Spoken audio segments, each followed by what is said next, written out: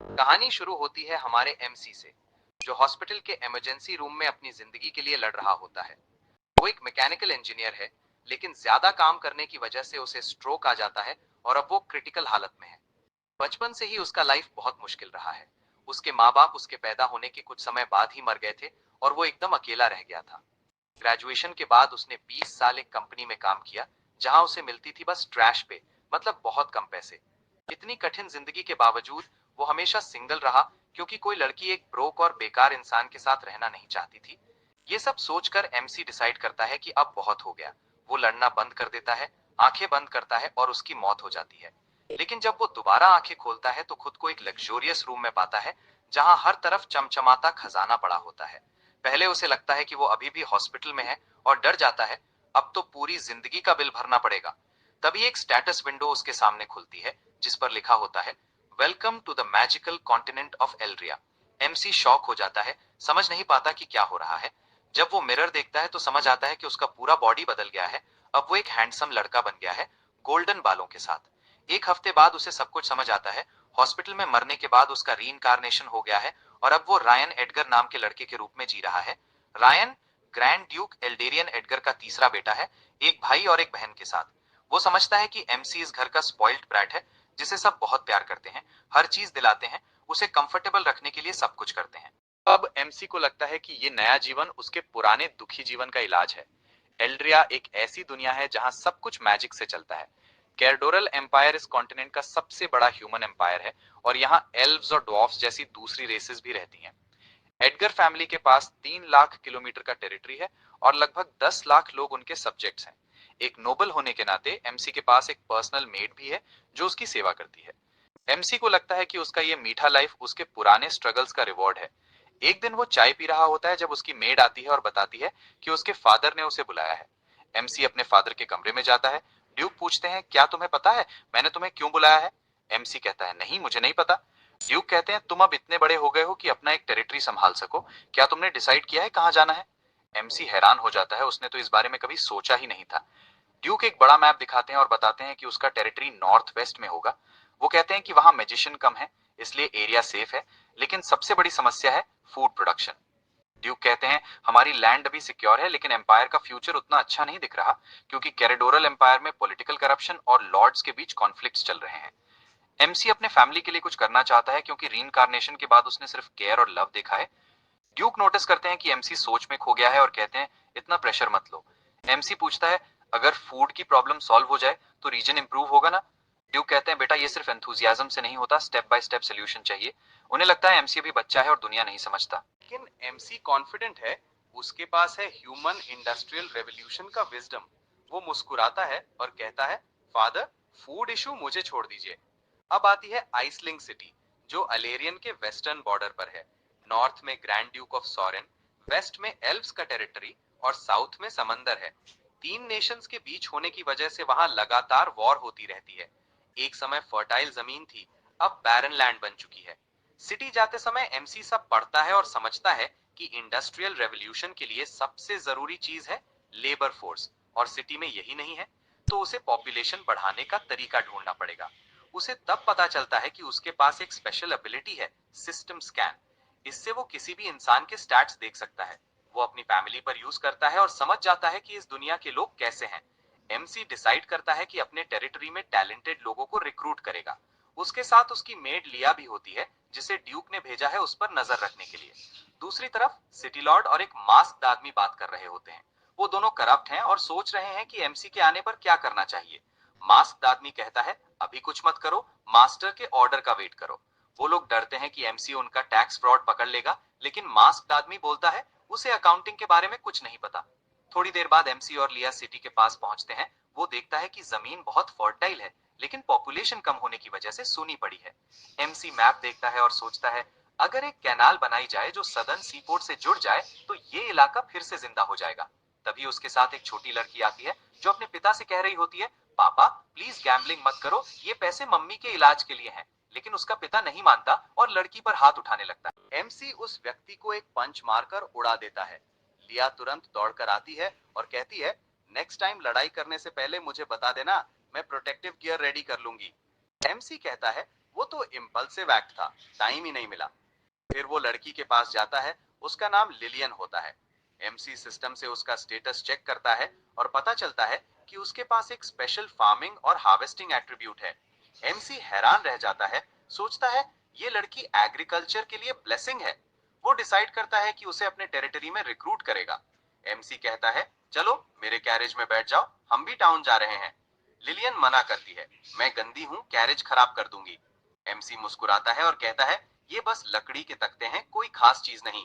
और फिर वो पूछता है, आखिर ये गैम्बलिंग डेंस चल कैसे रही हैं जब यहाँ के लोग गरीबी से तड़प रहे हैं। लिलिन बताती है कि पिछली फॉल में ग्रैंड ड्यूक ऑफ सॉरेन ने टाउन पर हमला किया था, जिससे कई सोल्जर्स मारे गए थे। लेकिन जैसे ही इतना काफी नहीं था, उसी के बाद स्प्रिंग में एक भयंकर फ्लड आया, जिसने पूरी जमीन और फसलें बर्बाद कर दी। इससे वहां के लोगों की जिंदगी बहुत मुश्किल हो गई और एक वक्त का खाना भी जुटाना भी नामुमकिन सा हो गया। ये सुनकर एमसी टाउन की तरफ निकल पड़ता है। वो सोचता है कि अगर वो एक सेंसस कराए तो उसे पता चल जाएगा कि टाउन में कितने प्रोडक्टिव लोग बचे हैं। लेकिन उसका पहला कदम है लॉर्ड्स एस्टेट जाना, ताकि वो जान सके कि उसके पास डेवलपमेंट के लिए कितना कैश अवेलेबल है। एमसी लिलिन से पूछता है कि क्या उसे लॉर्ड्स एस्टेट का रास्ता पता है। वो जवाब देने वाली होती है कि तभी दूर से एक हॉर्समैन दिखाई देता है। वो आदमी घोड़े पर सवार होकर सब पर चिल्ला रहा होता है, रास्ते से हटो, तुम सब पेजेंट्स हो। वो एमसी के बहुत करीब आ जाता है और लगभग उसे कुचल देता, लेकिन लिया तुरंत उसे धक्का देकर बचा लेती है। वो घोड़े वाला आदमी अपने रास्ते चला जाता है, जबकि लिया गुस्से से भरी होती है। एमसी जल्दी से कहता है, लिया उसे जाने दो, क्योंकि वो पहले ही उसे अपनी बिग मेलन से दबा चुकी होती है।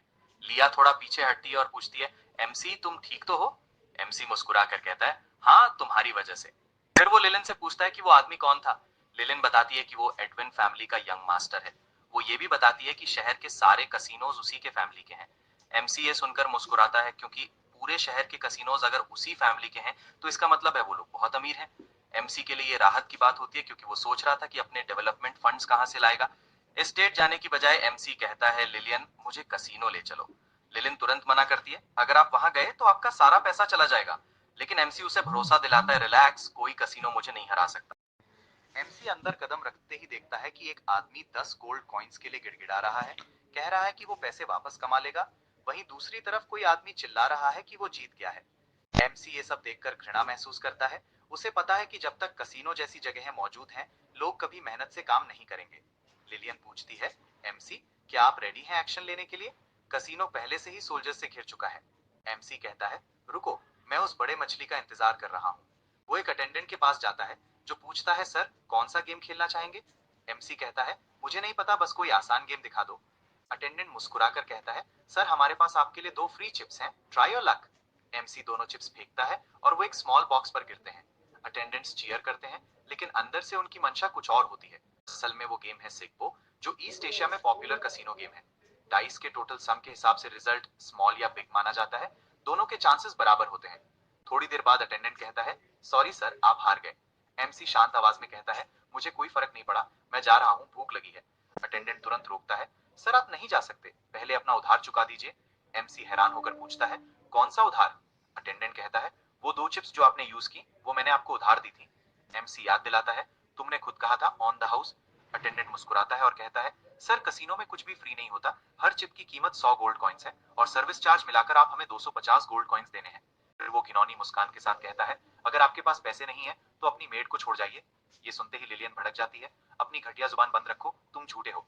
वो एमसी की तरफ मुड़कर कहती है, इनकी बातों पर भरोसा मत करो, हर चिप की असली कीमत सिर्फ 1 सिल्वर कॉइन है। अटेंडेंट गुस्से से भर जाता है और लिलियन पर चिल्लाता है, तूने मेरी प्लान खराब कर दी, अब तुझे सिखाऊंगा। लेकिन इससे पहले कि वो कुछ कर पाता, एमसी उसे एक जोरदार पंच मारता है और वो उड़ जाता है। एमसी शांत खड़ा होता है और कहता है, किसने तुझे बोलने की इजाजत दी? वो पीछे मुड़कर देखता है और बाकी लोग अब भी अपने गेम्स में डूबे हैं। लेकिन एमसी का ये एक्ट बिना नोटिस हुए नहीं जाता। आखिरकार वो बिग फिश, जिसके इंतजार में एमसी था, सामने आ जाता है। वो गुस्से से कहता है, किसने हिम्मत की मेरे कसीनो में गड़बड़ करने की? कसीनो का मालिक उस लड़के को देखकर अपने गार्ड्स को हुक्म देता है कि जिन गैम्बलर्स ने रकस किया है उन्हें पीटो। उसके आदमी तुरंत उसकी बात मानते हैं और वो बाकियों को डराते हुए कहता है कि अगर ठीक से बिहेव नहीं करोगे तो तुम सबका भी यही हाल होगा। अंदर ही अंदर लिलियन खुद को दोष देती है। वो सोचती है कि ये सब नहीं होता अगर वो एमसी और लिया को कसीनो लेकर ना आती। उसे याद आता है कि एमसी ने उससे पहले कितनी बार मदद की है, तो वो हिम्मत करके आगे बढ़ती है और कहती है कि वो एमसी को स्कैम नहीं होने देगी। बाकी गैम्बलर्स हैरान रह जाते हैं। उन्हें लगता है कि लिलियन का अब अंत हो गया, क्योंकि जिसने भी कसिनो ऑनर वर्सेलो को गुस्सा दिलाया है वो कभी सही हालत में नहीं लौटा। वर्सेलो पलटकर पूछता है, क्या तुम मुझसे बात कर रही है? लेकिन लिलियन रुकती नहीं।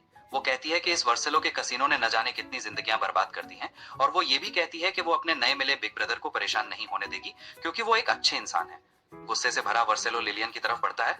लिलियन वहीं खड़ी रहती है जैसे मार खाने को तैयार हो, लेकिन ठीक उसी वक्त एमसी उसका हाथ पकड़ लेता है। एमसी उसकी स्टैट स्कैन करता है और पता चलता है कि ये आदमी अंदर से बेहद घटिया है। उसकी लॉयल्टी सिर्फ 5 और स्पेशल एट्रीब्यूट्स हैं ब्लड, लस्ट और ब्रूटैलिटी। वर्सेलो एमसी की ओर देखकर पूछता है, तुझे मेरे तरीके पसंद नहीं आते? एमसी कहता है, उल्टा, मैं तो इम्प्रेस हूँ, क्योंकि इस दुनिया में वही बचते हैं जो स्ट्रांग होते हैं। फिर एमसी कहता है कि जो जीतेगा वही लास्ट में हंसेगा। ये सुनकर वर्सेलो हंस पड़ता है। उसे यकीन नहीं होता कि एमसी उसे फाइट के लिए चैलेंज कर रहा है। एमसी घिनौने अंदाज में कहता है, तुझे जानने की जरूरत नहीं कि मैं कौन हूँ, बस एक बात जान ले। और जैसे ही वो ताली बजाता है, सोल्जर्स कसीनो में घुस आते हैं। एमसी खड़ा रहता है और उसके पीछे पूरी सोल्जर्स की लाइन लग जाती है। एमसी ठंडे अंदाज में कहता है, अभी तो लड़ाई मैं जीत रहा हूँ, तो हंसी भी मेरी होगी। उधर सिटी ऑफिशियल्स एमसी का इंतजार कर रहे होते हैं। ज्यादातर पहले से प्लान बना रहे होते हैं कि एमसी को अपने पक्ष में कैसे करें। यहाँ तक कि वर्सेलो का पिता एड्रियन भी सोच रहा होता है कि एमसी से अच्छे संबंध बना ले, लेकिन वो हैरान होता है कि उसका बेटा कहीं दिख नहीं रहा। थोड़ी देर बाद एमसी हॉल में पहुंचता है। ऑफिशियल्स उसके पास दौड़कर आते हैं, अपना परिचय देते हुए और गिफ्ट्स देते हुए। एमसी मुस्कुराकर कहता है कि चूंकि सब लोग आ गए हैं तो मीटिंग शुरू करें। वर्कर्स एक बड़ा बोर्ड लाते हैं जिसमें एक ड्राइंग बनी होती है। सभी ऑफिशियल्स कंफ्यूज हो जाते हैं। एमसी बताता है कि ये डैम का ब्लूप्रिंट है और उन्हें इसे सफल बनाना है। ऑफिशियल्स और उलझ जाते हैं क्योंकि उन्हें मालूम ही नहीं होता कि डैम क्या होता है। एक तो सोचता है कि शायद ये मछली पकड़ने के लिए है। एमसी उन्हें कहता है कि वो सब समझाएगा। वो लिया से मैप मंगवाता है और बताता है कि हर साल उत्तर वाली नदी से फ्लड आता है। अगर वहां डैम बनाया जाए तो बारिश के मौसम में फ्लड रोका जा सकता है और ड्रॉट में क्रॉप्स को पानी दिया जा सकता है। ऑफिशियल्स दंग रह जाते हैं। ये आइडिया प्रोडक्शन बढ़ा देगा। उन्हें समझ में आने लगता है कि एमसी कोई साधारण लड़का नहीं। एक ऑफिशियल पूछता है कि एमसी आखिर उनसे क्या चाहता है। एमसी साफ साफ बोलता है, मुझे पैसे चाहिए। ये सुनते ही ऑफिशियल्स उदास होकर सर झुका लेते हैं। हमारे पास पैसे नहीं है। पीछे खड़े एड्रियन को लगता है एमसी बच्चा है जिसे दुनिया की समझ नहीं। एमसी ऑफिशियल से कहता है कि गरीबी का नाटक मत करो, क्योंकि दोपहर में उसने एक कसीनो रेड किया है और वहां से लगभग 50,000 गोल्ड कॉइन्स उठाए हैं। और वो कहता है कि ये तो बस एक कसीनो था, बाकी अभी बचे हुए हैं। ये सुनकर ऑफिशियल्स चौंक जाते हैं। उन्हें चिंता होती है कि अब उन्हें इस महीने कसीनो का प्रॉफिट नहीं मिलेगा। सब जानते हैं कि शहर के सारे कसीनोज एड्रियन चलाता है। ऑफिशियल सोचते हैं कि एमसी अब बड़ी मुसीबत में पड़ने वाला है। एड्रियन भी गुस्से में आ जाता है। वो एमसी के पास आता है और कहता है कि कसीनो रेड करना कानून के खिलाफ है। बाकी ऑफिशियल्स भी उसका साथ देते हैं और कहते हैं कि कसीनोज लीगल बिजनेस है। एड्रियन सोचता है कि एमसी एक मूर्ख है जिसे लोगों को कंट्रोल करना नहीं आता।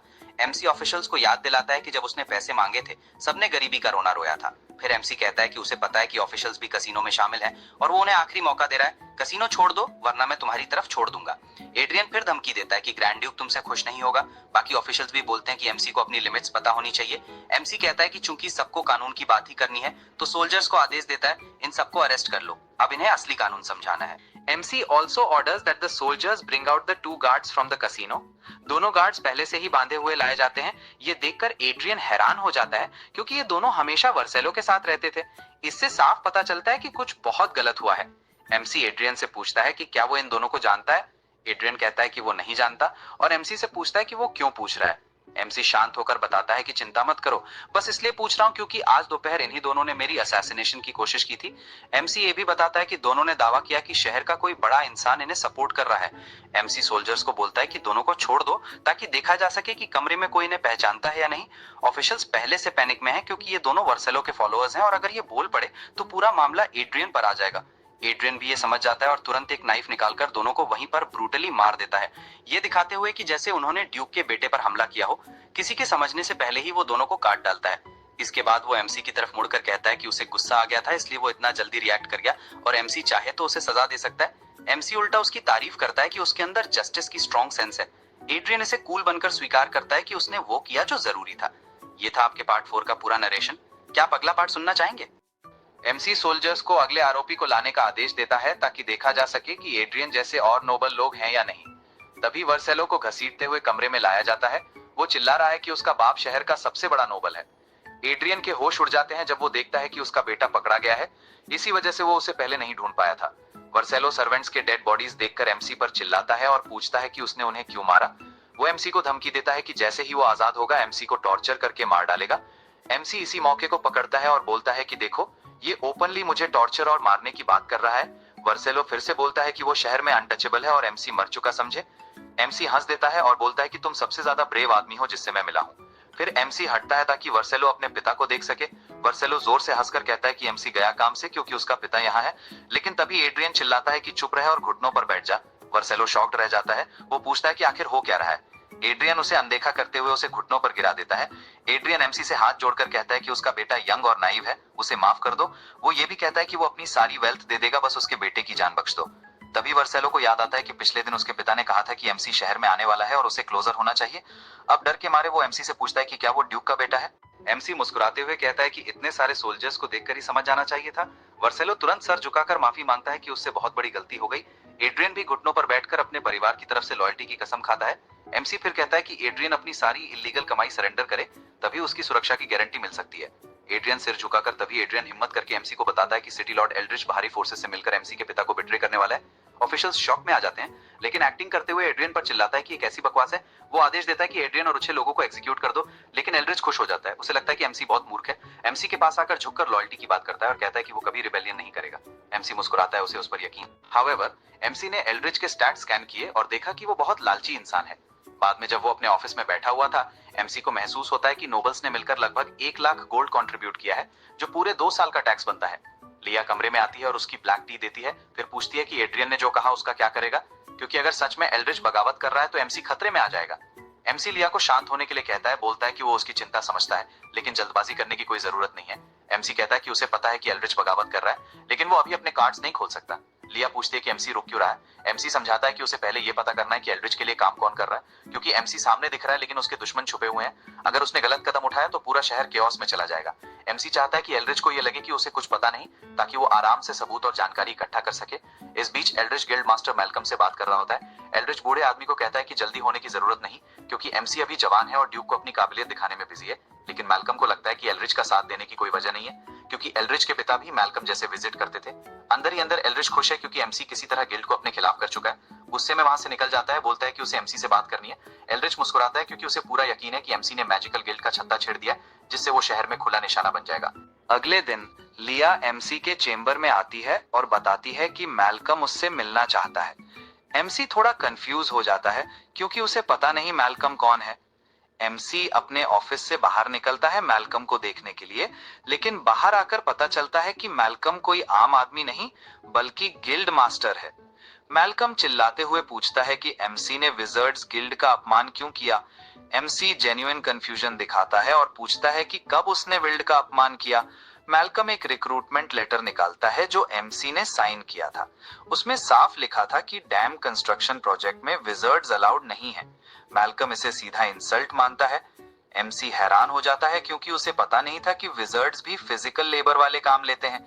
मैल्कम एक्सप्लेनेशन मांगता है, नहीं तो वो सारे विजर्ड्स को एमसी के खिलाफ कर देगा। फिर एमसी सिस्टम से मैल्कम के स्टैट्स चेक करता है। उसकी लॉयल्टी काफी अच्छी होती है और वो नॉलेज सीकिंग इंसान होता है। एमसी समझ जाता है कि किसी ने मैल्कम को भड़काया है। एमसी उसे समझाता है कि ये सब एक मिसअंडरस्टैंडिंग है और वो विजर्ड्स गिल्ड का अपमान नहीं कर रहा था। एमसी उसे 3 रीजंस बताता है कि वो विजर्ड्स को डैम कंस्ट्रक्शन में क्यों नहीं ले रहा है। उनका माना लिमिटेड होता है, डेडलाइन पर काम पूरा नहीं होगा, विजर्ड को हायर करना बहुत महंगा है, जितने पैसों में एक विजर्ड आएगा उतने में 10 लेबरर्स मिल जाएंगे। विजर्ड्स आराम की जिंदगी जीते जबकि आम लोग अनदेखे रह जाते हैं, और शहर का लीडर होने के नाते उसे सिविलियंस का भी ध्यान रखना है। मैल्कम कहता है कि उनके दुनिया में सब कुछ मैजिक से चलता है और जिनके पास मैजिक नहीं वो विजर्ड से नीचे हैं। एमसी मानता है कि मैल्कम जो कह रहा है वो सच है, लेकिन एमसी कहता है कि उसे ये सिस्टम पसंद नहीं है। वो चाहता है कि लोग समझें कि सिविलियंस विजर्ड से कम नहीं है। मैल्कम एमसी को धमकी देता है कि अपना स्टेटमेंट वापस लो वरना गिल्ड तुम्हारा दुश्मन बन जाएगी। एमसी गुस्से में उसे टोन सुधारने को कहता है, नहीं तो वो लिया को उसका गला काटने का ऑर्डर दे देगा। लिया तुरंत नाइफ मैल्कम की गर्दन पर रख देती है। मैल्कम डर जाता है और पूछता है कि एमसी क्या कर रहा है। एमसी बताता है कि ये कोई मजाक नहीं है, क्योंकि इस बारे में कानून मौजूद है। अगर मैल्कम एमसी को परेशान करेगा तो वो उसे मरवा सकता है और कोर्ट उससे ज्यादा एमसी का साथ देगा। मैल्कम फाइनली डरकर हाथ जोड़ देता है और अपनी जान की भीख मांगता है। एमसी नोटिस करता है कि इतनी खतरनाक सिचुएशन के बावजूद मैल्कम की लॉयल्टी कम नहीं हुई। एमसी समझ जाता है कि मैल्कम सिर्फ इस्तेमाल हुआ है, बुरा इंसान नहीं है। एमसी लिया को कहता है कि नाइफ हटा दे और लिया ऐसा करती है। तभी सिस्टम नोटिफिकेशन आता है, उसने 10 लोगों पर अपनी इन्वेस्टिगेटिव एबिलिटी यूज कर ली है, मतलब उसका नॉविस क्वेस्ट कंप्लीट हो गया है, उसे उसका रिवॉर्ड मिल गया है और नया क्वेस्ट आया है, 5 हाई स्टैट कैरेक्टर्स हासिल करो। एमसी खुश होकर रिवॉर्ड चेक करने जाता है। उधर मैल्कम को बिल्डिंग से बाहर निकालने के बाद एल्ड्रिच उससे मिलता है और पूछता है कि एमसी के साथ मीटिंग कैसी गई। मैल्कम गुस्से में कहता है कि एमसी ने उसकी एक नहीं सुनी और उसे बिल्डिंग से बाहर फेंक दिया। एल्ड्रिच अपनी इविल स्माइल देता है और कहता है कि उसके एल्ड्रिच कहता है कि वो मैल्कम का दिमाग घुमा देगा और एमसी को भी मजबूर कर देगा कि वो उसके सामने झुककर बात करे। एल्ड्रिच बोलता है कि जब कंस्ट्रक्शन वर्कर्स एमसी के लिए काम करने से मना कर देंगे, तब एमसी खुद ही उसके पास रोता हुआ आएगा। मैल्कम को यह सुनकर शक होता है और वो एल्ड्रिच से पूछता है कि लोग एमसी का ऑफर अच्छा होने के बावजूद उसके लिए काम क्यों नहीं करेंगे। एल्ड्रिच कहता है कि एमसी उन पेजेंट से निराश होगा क्योंकि वे लोग हमेशा लेटे रहने वाले कामचोर हैं। मैल्कम पहले एल्ड्रिच का ऑफर ठुकरा देता है, कहता है कि उसे बस एमसी के विजर्ड्स को हायर ना करने वाली बात से दिक्कत थी, बाकी वो एमसी की प्लान को खराब करने में इंटरेस्ट नहीं रखता। पर एल्ड्रिच बार बार पेजेंट्स को बेकार लोग बोलकर मैल्कम का माइंड बदल देता है। मैल्कम मान जाता है कि ठीक है, एक बार आइडिया ट्राई कर लेते हैं। थोड़ी देर बाद लोगों को डैम कंस्ट्रक्शन का एप्लीकेशन नोटिस बोर्ड पर दिखता है, बेनिफिट्स, रोज 3 मील्स, रोज की पेमेंट दिन के एंड में, पेमेंट कभी लेट नहीं होगी, सबके साथ बराबरी का व्यवहार होगा। लोग शॉक हो जाते हैं, सोचते हैं ये ऑफर सच होने के लिए बहुत ही अच्छा है। उनका भरोसा नहीं बन रहा क्योंकि नोबल्स ने हमेशा उन्हें लूटा है। सब लोग बुरा भला बोल रहे होते हैं, तभी लिलियन आती है और डांटती है कि एमसी के बारे में गलत मत बोलो। वो कहती है कि एमसी ने उसे भरोसा दिलाया है कि वो सबकी जिंदगी बेहतर करेगा। लोग हंसने लगते हैं, कहते हैं लिलियन बेकार बातें कर रही है। कुछ तो ये भी बोलते हैं कि शायद उसे एमसी पसंद है, इसीलिए उसका साइड ले रही है। लिलियन उनकी बात इग्नोर करती है और अटेंडेंट से कहती है कि वो और उसके पिता डैम प्रोजेक्ट के लिए अप्लाई करना चाहते हैं। अटेंडेंट उसका पिता को एक्सेप्ट कर लेता है, लेकिन लिलियन को रिजेक्ट कर देता है क्योंकि एमसी ने स्ट्रिक्टली कहा है कि 18 साल से कम उम्र के वालों को काम पर ना लिया जाए। अटेंडेंट लिलियन के पिता को बताता है, रोज 8 घंटे काम, 3 टाइम खाना, रोज के 10 कॉपर की पेमेंट दिन के एंड में। साथ ही कहता है कि नीचे हैंडप्रिंट लगा दो और कल कंस्ट्रक्शन साइट आ जाना। तो लिलियन अपने पिता से कहती है कि मेहनत से काम करना। उसके पिता उसे भरोसा दिलाते हैं कि वो जुआ कभी नहीं खेलेगा और एमसी को निराश नहीं करेगा। वो कहते हैं कि लिलियन घर पर माँ के साथ रहे क्योंकि माँ की तबीयत खराब है।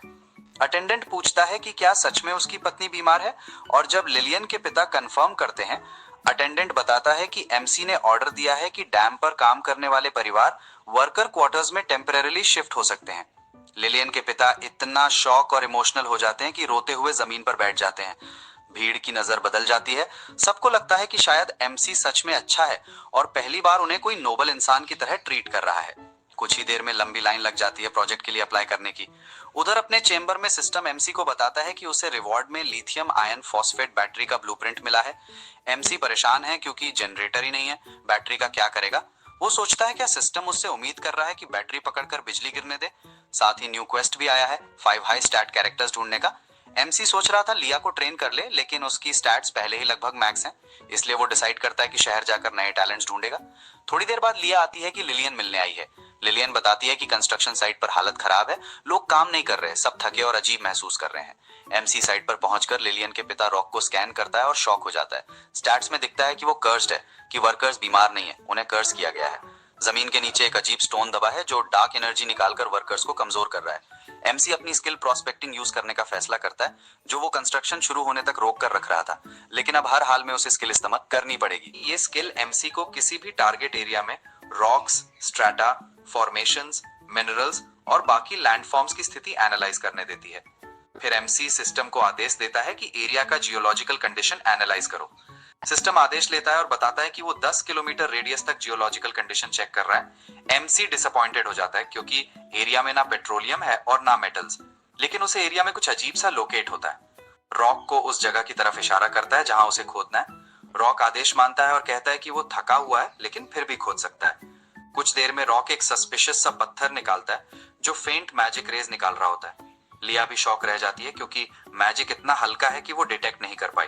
वो सोचती रह जाती है कि एमसी ने ये कैसे महसूस किया। एमसी उन्हें क्रिस्टल निकालकर एक बॉक्स में रखने को कहता है। फिर एमसी लिया से पूछता है कि किसी पर कर्स होने पर, बीजीएम फेड आउट होने पर उसके साथ क्या किया जाता है। लिया बताती है कि वो लोग चर्च जाते हैं जहां प्रीस्ट कर्स हटाता है, या फिर विजर्ड्स गिल्ड के बड़े विजर्ड के पास जाते हैं। विजर्ड्स गिल्ड सुनकर एमसी की क्यूरियोसिटी बढ़ जाती है। वो लिलियन से कहता है कि अपने पिता को लेकर आओ क्योंकि उन्हें एक प्रीस्ट ढूंढना है। लिलियन घबरा जाती है और पूछती है कि क्या सच में कर्स्ड है। एमसी उसे भरोसा दिलाता है कि चिंता मत करो, जिसने भी ये किया है वो बचेगा नहीं। कुछ देर बाद एमसी चर्च पहुंचता है जहां एक सेंटिस्ट उसका स्वागत करती है। उसे कुछ भी कहने से पहले एमसी सिस्टम को कहता है कि इस महिला की जानकारी निकालो। सिस्टम बताता है कि उसका नाम आयुरा है और वो एक एल्फ है, लेकिन उसकी लॉयल्टी लेवल काफी हाई है। आयुरा खुद को इंट्रोड्यूस करती है और पूछती है कि एमसी को क्या चाहिए। एमसी बताता है कि रॉक कर्स्ड है और वो उसका इलाज कर सकती है या नहीं। आयुरा रॉक को चेक करती है और कंफर्म कर देती है कि रॉक सच में कर्स्ड है। एमसी पूछता है कि कर्स हटाएगी। आयुरा तुरंत डिवाइन एनर्जी का एक बॉल रॉक पर छोड़ती है और कर्स हट जाता है। रॉक को बताता है कि वो अब बिल्कुल नया महसूस कर रहा है। एमसी कहता है कि जल्दबाजी मत करो, पहले बाकी समस्याएं हल करनी पड़ेंगी। फिर एमसी आयुरा को वो काला जेम दिखाता है जो कंस्ट्रक्शन साइट से मिला था। आयुरा बताती है कि ये डार्क क्रिस्टल है जिसमें कर्स लगाने के लिए काफी मैजिक भरा गया है, लेकिन ये असली बीजीएम फेड आउट कर्स से ज्यादा एक प्रैंक जैसा है। आयुरा कहती है कि कास्टर चाहे तो इसी पावर से किसी को मार भी सकता था, लेकिन वो बस लोगों को थकान महसूस करा रहा है। एमसी पूछता है क्रिस्टल बनाना आसान है क्या। आयुरा कहती है कि क्रिस्टल रोजाना कंस्ट्रक्शन साइट में छुपा कर रखा जा सकता है। एमसी हैरान होता है कि प्रोजेक्ट के बारे में पता है। वो कहती है कि प्रोजेक्ट नागरिकों के लिए है तो उसे जरूर पता होगा। मेलकम को सबक सिखाने का मन बनाता है। एमसी पूछता है कि पूरी कंस्ट्रक्शन साइट का कोई तरीका है क्या। आयुरा कहती है कि मुश्किल होगा और क्रिस्टल रोज नहीं मिलेगा और सारे वर्कर्स अगर क्रिस्टल खोजेंगे तो कंस्ट्रक्शन रुक जाएगा। मॉन सोच में पड़ जाता है कि मेलकम से बात करनी चाहिए या नहीं। आयुरा कहती है कि उसके पास कोई है जो एमसी की मदद कर सकता है। वो एक नोट देती है जो लेडी सेलेना के घर का पता बताता है, जो विजर्ड्स गिल्ड की एक्स प्रेसिडेंट है। एमसी जानता है कि उसे किसी तरह सेलेना को मनाना होगा। तभी लिया कुछ महसूस करती है और एमसी को धक्का दे देती है। अगले ही पल एक बड़ा एक्सप्लोजन होता है, दरवाजा उड़ जाता है और एमसी सेलिना को देखता है जो खतरनाक स्पेल्स ट्राई कर रही होती है। वो कुछ डेंजरस स्पेल पर काम कर रही है और जो भी टूटे उसे परवाह नहीं। एमसी उसके पास रिक्वेस्ट लेकर जाता है, लेकिन सेलिना मना कर देती है। कहती है कि वो मैजिकल डिवाइसेस पर रिसर्च कर रही है। एमसी पूछता है कि क्या वो वॉन्ड्स बना रही है। सेलिना हंस पड़ती है और कहती है कि बकवास मत करो। लिया बीच में बोलती है कि सेलिना को एमसी से ऐसे बात नहीं करनी चाहिए। सेलिना लिया में इंटरेस्ट ले लेती है क्योंकि उसकी मैजिक अफिनिटी बहुत हाई होती है। वो अपना अप्रेंटिस बनने का प्रस्ताव देती है और कहती है कि काम होने के बाद वो एमसी की मदद करेगी। लिया गुस्से में आ जाती है, लेकिन एमसी ऐसे शांत करता है। एमसी पूछता है कि क्या टेबल पर जितने मैजिकल आइटम्स रखे हैं वो उसी ने बनाए हैं। सेलिना करती है हाँ, लेकिन वो सब फेलियर्स हैं। वो एमसी को बताती है कि वो एक ऐसा डिवाइस बनाना चाहती है जो उसकी पावरफुल इलेक्ट्रिक मैजिक स्टोर कर सके। इलेक्ट्रिक मैजिक सुनकर एमसी का दिमाग घूम जाता है। एमसी पूछता है कि क्या वो इलेक्ट्रिसिटी स्टोर करने वाला डिवाइस बना रही है। सेलिना कहती है हाँ, लेकिन सब डिवाइसेस एक्सप्लोड हो जाते हैं और वो चाहती है कि वो अपना काम कर सके। एमसी कहता है कि उसके पास बिजली स्टोर करने का तरीका है, कि अगर वो तरीका बताता है तो सेलिना उनकी मदद करेगी या नहीं। सेलिना कहती है कि अगर एमसी कामयाब हुआ तो वो मैल्कम को भी नियंत्रण में कर देगी और बाकी विजर्ड्स भी एमसी की बात सुनेंगे। लेकिन अगर एमसी फेल हुआ तो वो उसकी सुरक्षा की जिम्मेदार नहीं होगी। तीनों बाहर आते हैं और एमसी खुश है क्योंकि उसे बिजली चाहिए थी। MC lithium ion phosphate battery का ब्लूप्रिंट निकालता है और विजर्ड्स को प्राइमरी इलेक्ट्रिसिटी जनरेटर बनाना चाहता है जब तक हाइड्रोलिक जनरेटर्स न बन जाएं। थोड़ी देर में एमसी बैटरी बनाकर सलीना को दिखाता है। सलीना डरती है कि बैटरी फट जाएगी। एमसी बताता है कि बैटरी की कैपेसिटी 180 वॉट पर केजी है। सलीना बैटरी फटती नहीं। एमसी मुस्कुराकर पूछता है कि क्या वो खत्म हो गई, क्योंकि बैटरी अभी भी और ले सकती है। सलीना ईगो में आकर और इलेक्ट्रिसिटी छोड़ती है, पर वो खुद बेहोश हो जाती है जबकि बैटरी सेफ रहती है। सलीना हैरान होती है कि बैटरी उसकी मैजिक स्टोर कर पाई। एमसी चेक करता है, बैटरी 87% चार्ज है। एमसी चौंक जाता है क्योंकि इतनी बिजली से 3000 किलोमीटर तक वाहन चल सकता है। एमसी खुश है कि सलीना में इतना आउटपुट है। एमसी बताता है कि वो खुद भी इलेक्ट्रिसिटी यूज कर सकता है और वो शहर में सबको इलेक्ट्रिसिटी दे सकता है। सलीना को यकीन नहीं होता क्योंकि मैजिक आसानी से नहीं सीखा जाता। एमसी बताता है कि उसके पास बैटरी से भी पावरफुल मैजिकल डिवाइसेस हैं और अगर सलीना साथ दे तो वो सबके लिए चीजें बेहतर बना देगा। उधर मैल्कम अपने कमरे में आराम से बैठा एमसी के भीख मांगने का इंतजार कर रहा है। तभी सलीना कमरे में घुसती है और मैल्कम के होश उड़ जाते हैं।